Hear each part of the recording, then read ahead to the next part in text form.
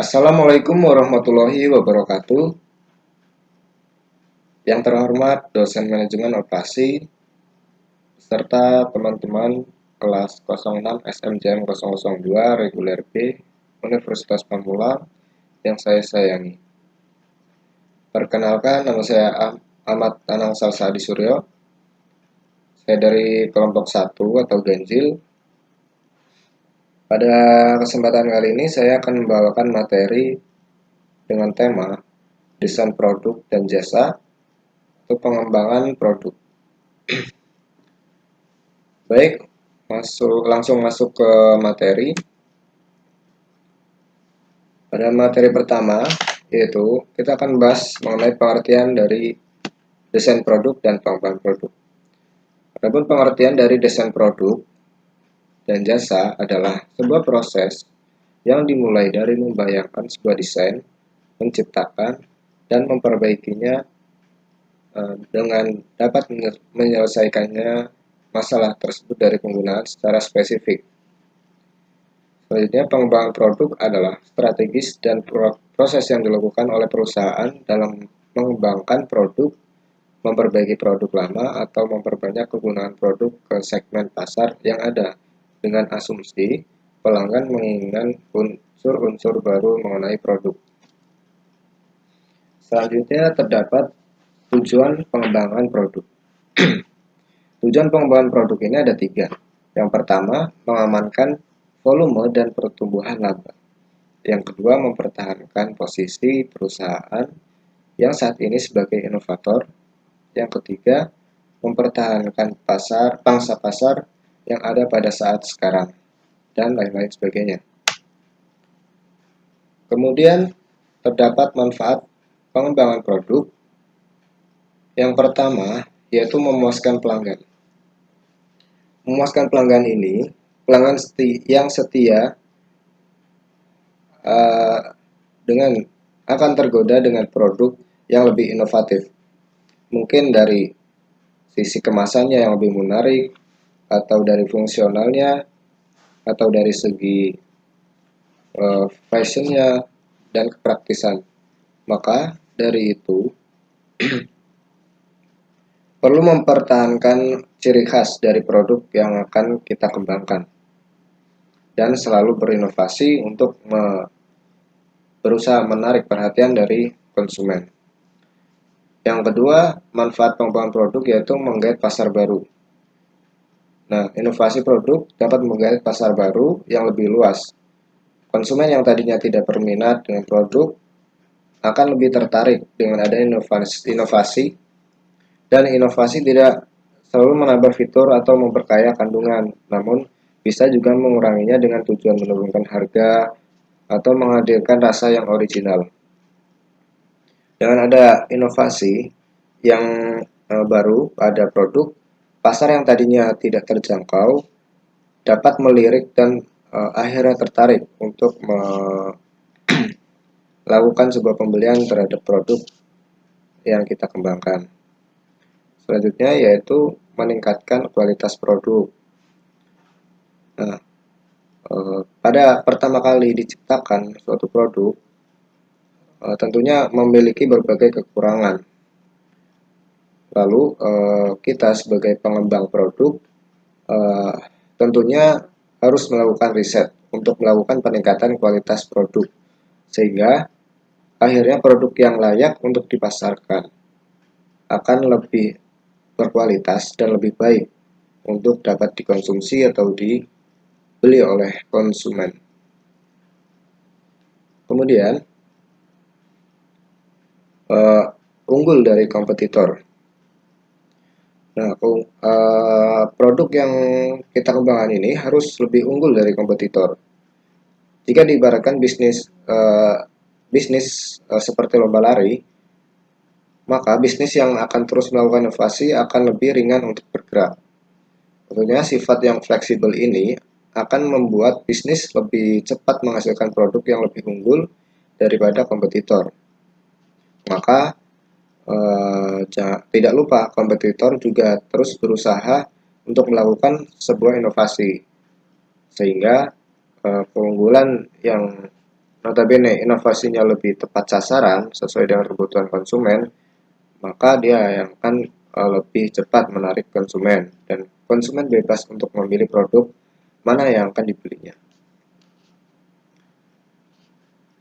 Kemudian, terdapat faktor penting yang perlu diperhatikan dalam perencanaan produk baru,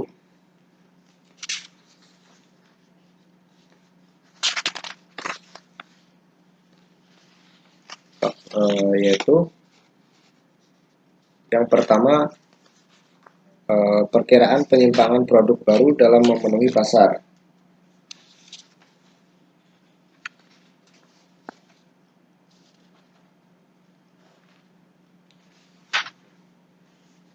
Perkiraan penyimpangan produk baru dalam memenuhi pasar sasaran. Yang kedua, sumber daya yang mendukung terhadap pengembangan produk baru. Yang ketiga, pengetahuan tentang kebutuhan dan keinginan konsumen dengan lengkap. Yang keempat, perkiraan biaya yang dibutuhkan dalam pengembangan dan produksi produk baru. Dan yang kelima, antisipasi terhadap reaksi para pesaing dan kapan waktu yang tepat untuk meluncurkan produk baru. Selanjutnya, terdapat 6 golongan dalam pengembangan produk. Yang pertama, ada produk baru bagi dunia, yaitu produk yang diciptakan pasar yang baru sama sekali. Jadi, sebelumnya belum ada produk yang diciptakan dari produk yang akan kita ciptakan tersebut, atau belum pernah ada sama sekali. Yang kedua, lini pengembangan produk baru, yaitu lini produk yang benar-benar baru pertama kali dipasarkan oleh perusahaan. Yang ketiga, tambahan lini produk yang sudah ada, yaitu perusahaan menambah lini produk yang sudah ada. Yang keempat, merevisi pasar yang sudah ada, yaitu penyempurnaan produk yang sudah ada sehingga memberikan nilai yang lebih tinggi atau mengganti dengan produk yang baru. Yang kelima, menempatkan kembali, maksudnya yaitu memposisikan kembali para segmentasi produk yang sudah baru atau yang sudah ada. Yang keenam, melakukan penekanan biaya, yaitu produk dengan penampilan yang sama tetapi melalui biaya yang rendah. Salah satunya dengan melakukan inovasi-inovasi yang telah disebutkan. Nah, kemudian terdapat hambatan-hambatan dalam melakukan pengembangan produk baru. Perusahaan yang melakukan pengembangan produk dengan tujuan untuk memenuhi kebutuhan dan selera konsumen, maka pada saat yang sama perusahaan pun harus memikirkan hambatan-hambatan yang mungkin akan terjadi.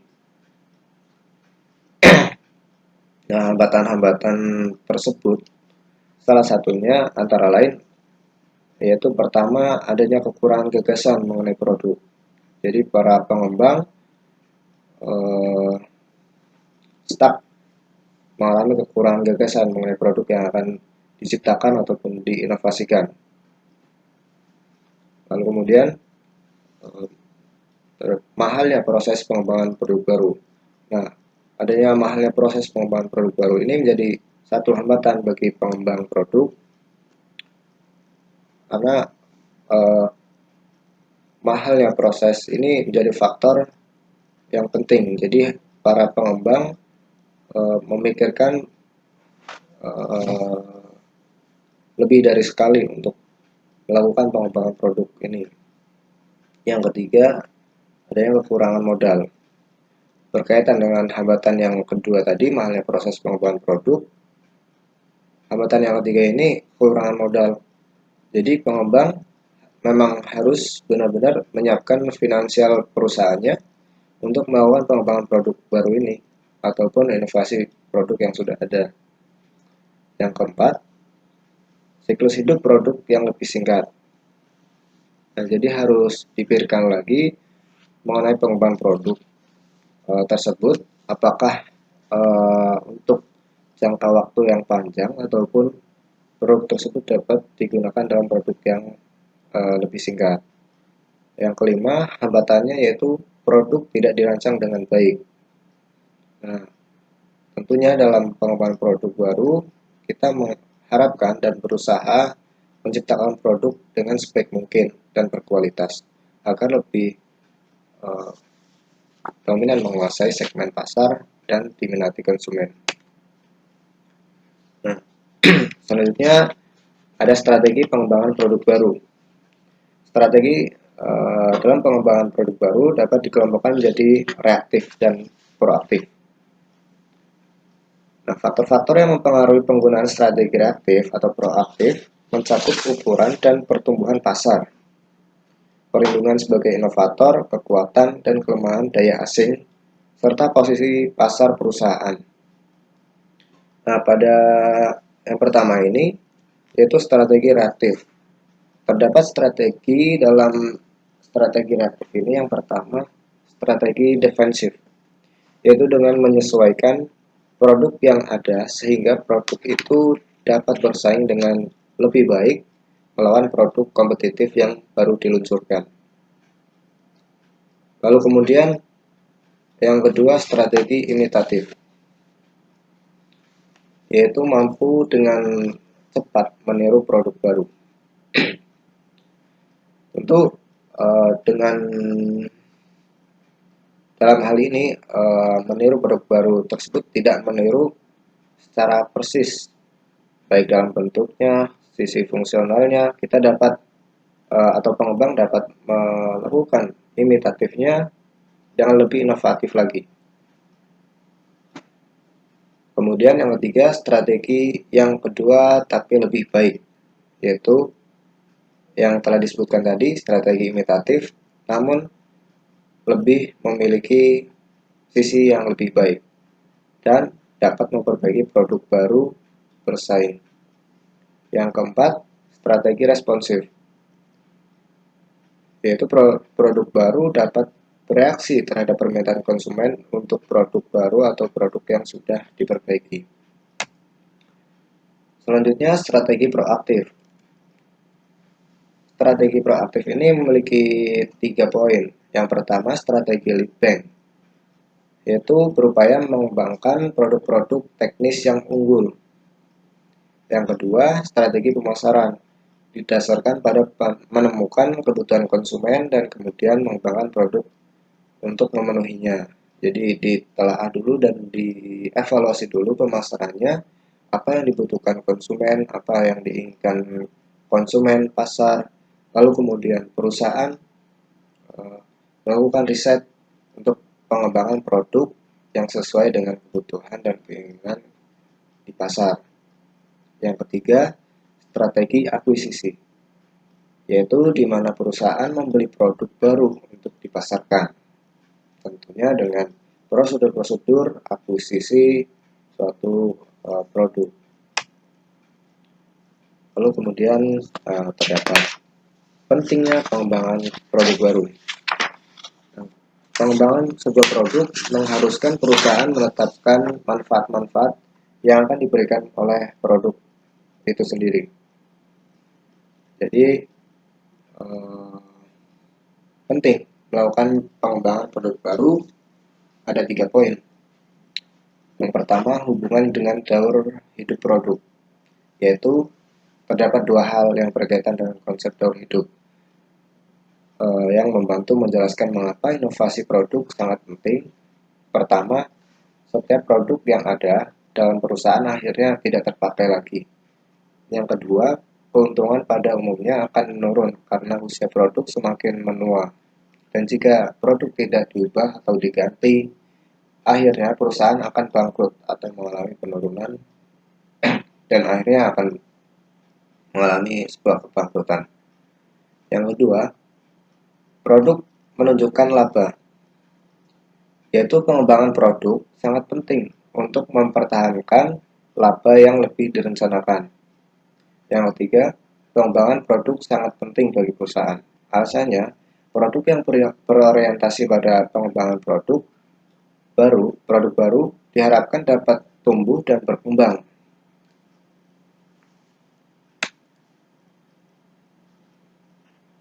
Selanjutnya terdapat tahapan-tahapan dalam pengembangan produk baru. Nah, dalam pengembangan produk mencakup semua kegiatan perencanaan, dari produsen dan penyaluh untuk menyesuaikan produknya dengan permintaan pasar, lalu menentukan susunan produk lininya. Adanya perencanaan produk baru ini akan mendorong perusahaan meningkatkan perolehan laba atau paling tidak membuat laba menjadi stabil. Nah, tahap-tahap dalam pengembangan produk baru ini terdiri dari pada struktur ini ya, terdapat alur. Yang pertama itu ada analisis kebutuhan pelanggan.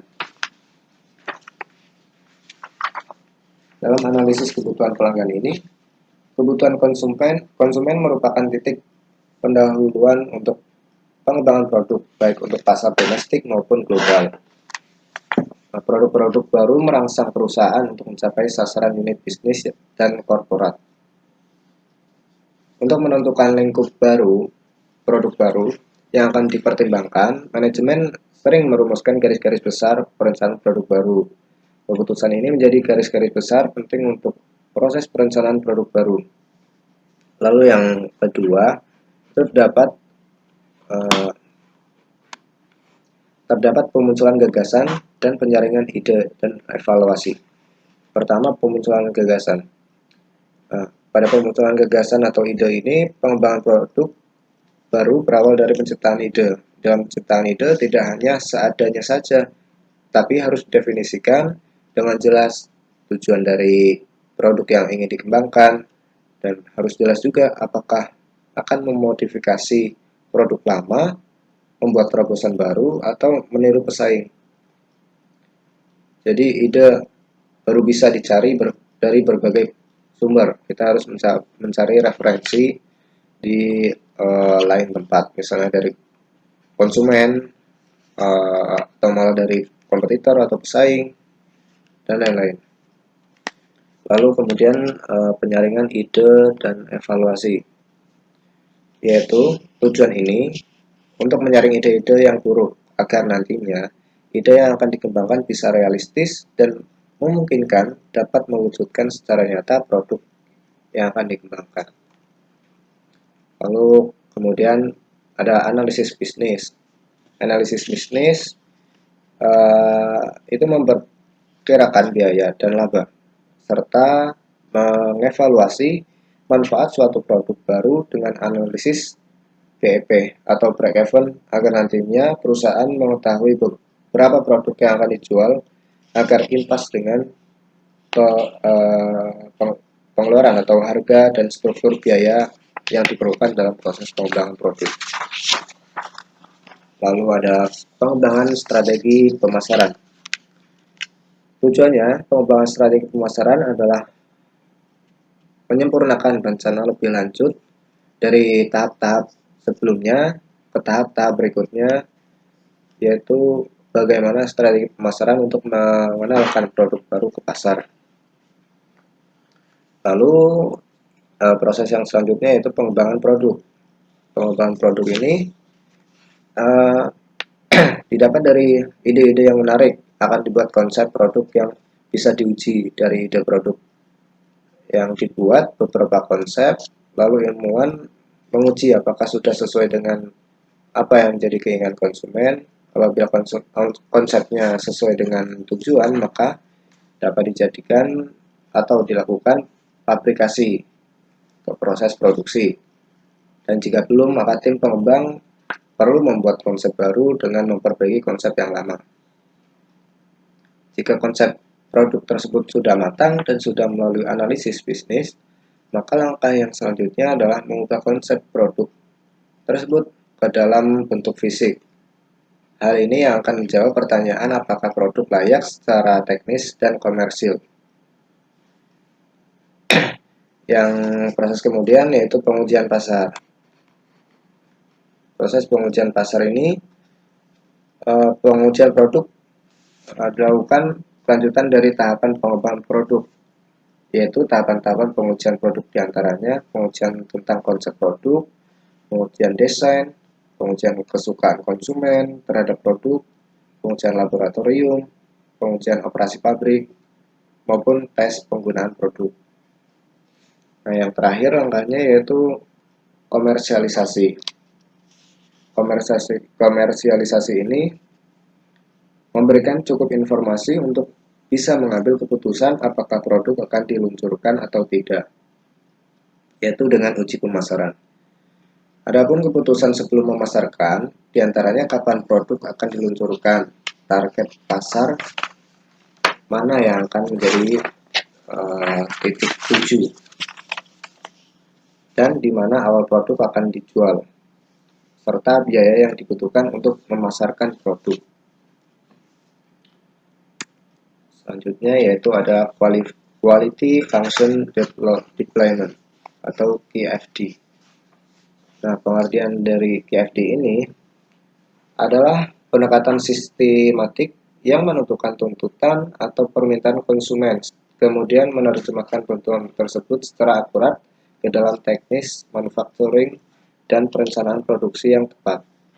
QFD adalah konsep pendekatan struktur dalam mendefinisikan apa yang menjadi kebutuhan, keinginan, dan ekspektasi konsumen dan menerjemahkannya ke dalam perencanaan yang spesifik untuk proses produksi atau manufaktur. Nah, manfaat dari QFD ini pertama yaitu memberikan fokus pada pelanggan. QFD memerlukan pengumpulan masukan dan umpan balik dari pelanggan, serta informasi kemudian diterjemahkan ke dalam sekumpulan persyaratan pelanggan yang spesifik. Yang kedua yaitu memberikan efisiensi waktu. QFD dapat mengurangi waktu yang dibutuhkan dalam pengembangan produk karena memfokuskan pada persyaratan pelanggan yang spesifik dan telah diidentifikasikan dengan jelas. Yang ketiga, mengorientasikan kerjasama tim. QFD merupakan pendekatan orientasi kerjasama tim. Semua keputusan dalam proses didasarkan atas konsensus atau konfidensi dan dicapai melalui diskusi mendalam dan brainstorming. Yang terakhir, ada orientasi pada dokumentasi. Salah satu produk yang akan dihasilkan dari proses QFD adalah dokumen komprehensif mengenai semua data yang akan berhubungan dengan segala proses yang ada dan perbandingannya dengan persyaratan pelanggan. Lalu kemudian terdapat kelebihan dan kelemahan QFD. Pertama dalam segi kelebihan. Yang pertama yaitu menyediakan format standar untuk menerjemahkan kebutuhan konsumen menjadi persyaratan teknis, sehingga dapat memenuhi kebutuhan konsumen. Yang kedua, menolong tim perancang untuk memfokuskan proses perancangan yang dilakukan pada fakta-fakta yang ada, bukan intuisi. Kemudian dalam segi kelemahan, yang pertama memerlukan keahlian spesifik, yaitu beragam dari input pada QFD yang memerlukan analisis pasar. Lalu penerjemahan karakteristik kualitas membutuhkan keahlian perencanaan dan penerjemahan ke spesifikasi teknis. Kelemahan yang kedua yaitu kesulitan dalam pengisian matriks. Dan kelemahan ketiga hanya merupakan alat, tidak ada kejelasan kerangka pemecahan masalah. QFD ini merupakan metode yang beroperasi berdasarkan input dan pengolahannya mengeluarkan output tertentu. Yang keempat, bersifat proyek tanpa kelanjutan, yaitu tidak ada pembakuan institusi atau job description yang tepat untuk orang-orang yang terlibat di dalamnya. Baik, sekian penyampaian materi dari saya. Kurang lebihnya mohon maaf. Terima kasih kepada dosen dan teman-teman yang telah menyimak penyampaian materi saya dari awal hingga akhir. Kurang lebihnya mohon maaf. Wassalamualaikum warahmatullahi wabarakatuh.